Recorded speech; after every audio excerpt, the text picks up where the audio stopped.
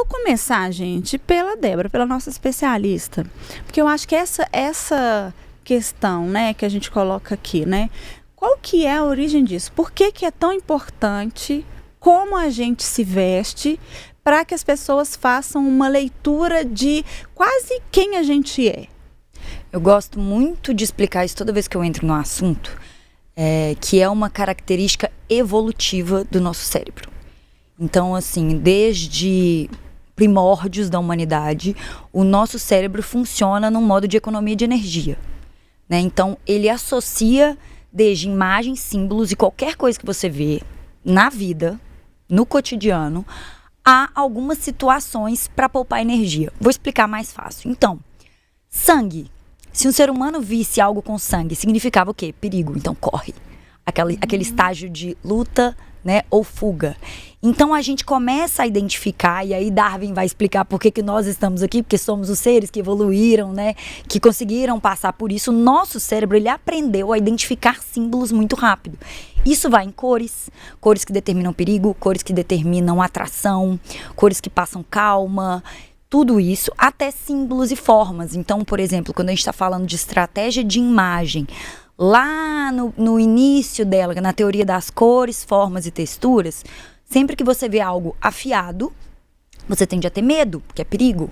Então, uma ponta de faca, você tem medo. Se você coloca spikes na sua roupa, né, que são aquelas pontas de metal, você está passando uma mensagem agressiva. Então, tudo isso vem lá atrás, muito antes da gente poder falar em sociedade, preconceito, e sim, acabou se tornando algumas falácias em torno disso, acontece com o nosso cérebro, mas antes de tudo a gente tem que entender que o cérebro lê símbolos, o cérebro lê imagens, e alguns símbolos na nossa roupa, no nosso cabelo, em tudo, na decoração, na arte, passam mensagens para o nosso inconsciente, é uma linguagem silenciosa.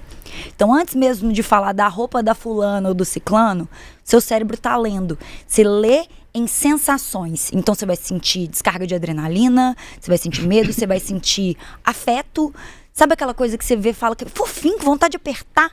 São sensações que o seu cérebro está lendo. Muitas vezes a gente não sabe interpretar isso de uma forma consciente, mas inconscientemente o nosso cérebro está lendo. Olha só, agora a gente pode ficar até mais à vontade de dizer que julga, né? Porque agora facilitou para as meninas Eu responderem. já tinha falado, né? Sim. E assim, é bom a gente pensar assim, existe esse processo inconsciente, que não é necessariamente desintencional, ele é intencional, mesmo que ele não seja consciente, mas existe também o processo consciente, né? Porque a gente passou a dominar também essa linguagem e esses símbolos e fazer de propósito e Existem profissionais. né? Exatamente, né? Como eu tenho certeza isso. que você também usa isso, né? Para usar esses símbolos a nosso favor, para passar uma determinada mensagem, né? Mas muita coisa já mudou também, né? Eu acho que a gente vem evoluindo, né? Que antes assim, não pode ter tatuagem se vai trabalhar, sei lá, ser advogado, ser médico. Tatuagem era coisa de penitenciária, de malandro, né? Uma coisa mais... Hoje você já vê muita gente na televisão. Porque a interpretação dos símbolos vai mudando, né, isso, ao longo do tempo. Então, quando a gente acha se que a gente pensar, por exemplo, Mari, olha só, eu não sei exatamente qual cor nem qual corte, mas eu sei que determinada cor foi associada à corte durante um determinado tempo, porque o corante era caro. Então, só os reis, né, os nobres, podiam usar a roupa daquela cor. Eu não lembro se era vermelho, uma coisa assim. Porque o corante era caro. Então, pobre não usava aquela cor. Então, se alguém usava daquela cor, era nobre. A partir do momento que aquele corante vai ficando mais barato, que as pessoas mais pobres começam a usar, a nobreza já não quer usar aquilo. Porque aquilo ali já ficou popular já.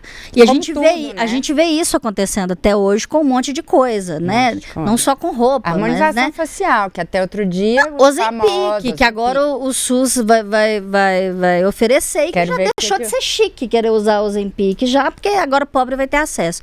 Então a gente também vai mudando a interpretação a respeito desses símbolos ao longo do tempo. Mas né? eu acho que Sim, mas ao mesmo tempo existem as que ficam, né? Igual a Virgínia lá com o moletom, a Suzane lá.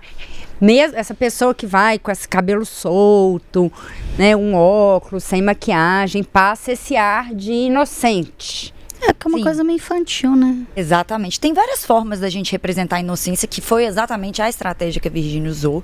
E eu concordo com o que você disse, algumas das interpretações são sociais, elas vão mudando com o tempo.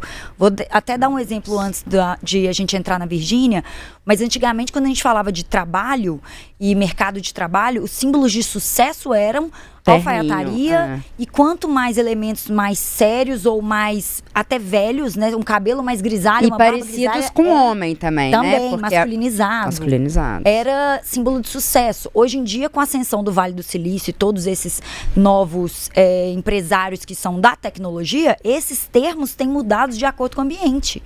Porque não mais a gente só vê uma pessoa que é mais velha, é mais bem sucedida. Quantos mais novos têm despontado? Então, dependendo do lugar em que você está, o símbolo também muda. A conotação do que você vai entender. Mas já entrando na Virgínia, é óbvio que a gente tem que analisar quem ela é, o contexto que ela estava e a intenção que ela quer. Isso, qualquer estratégia de imagem, é o que a gente parte do pressuposto. Sabemos que a Virgínia é uma influenciadora, que tem várias facetas, né? Ela sabe se arrumar muito bem, ela sabe ter um estilo sexy, ela sabe também ter um estilo... Ela mostra muito vídeo em casa, então também Sem com roupa, maquiagem, né? Sem maquiagem, com roupa de ficar em casa. Só que num momento em que você está numa CPI, e que não que aquilo ali fosse ter uma implicação direta e legal sobre ela, mas que iria ter uma implicação de imagem, e ela trabalha com imagem. Ela sabia que tudo que ela falasse ali não estava só sendo falado na CPI e para senador, estava sendo falado na internet. É um julgamento social. É um que para quem é julgamento influenciador conta muito. Muito. Então, sim, ela fez uma estratégia, porque independente do desdobrar da CPI, o que ela falasse ali, a forma como ela vai ser vista, o vídeo dela, as imagens dela, iriam repercutir na mídia, que é onde é o trabalho dela. Assim, vai até além da questão das bets, né? E aí, quando a gente entra, por exemplo, na Suzane von Richthofen, na Hailey Bieber, quando ela entrou numa confusão com a Selena, você vê que sempre tem uma estratégia que é muito batida, que é a da roupa branca. Uma roupa, ainda que ela fala, quem me conhece sabe. Então, essa estratégia funciona, é inocente. Né, o cabelo, assim, meio desgrenhado, sem maquiagem, aquela Mas cara é tudo batida. proporcional, né? Até o Total. cabelo é bagunçado de forma arrumada. Não é um bagunçado. Milimetricamente Exato, pensado, exato, né? exato. Então, assim, de novo, já é uma estratégia que foi usada amplamente e que hoje, em 2025, talvez já esteja batida.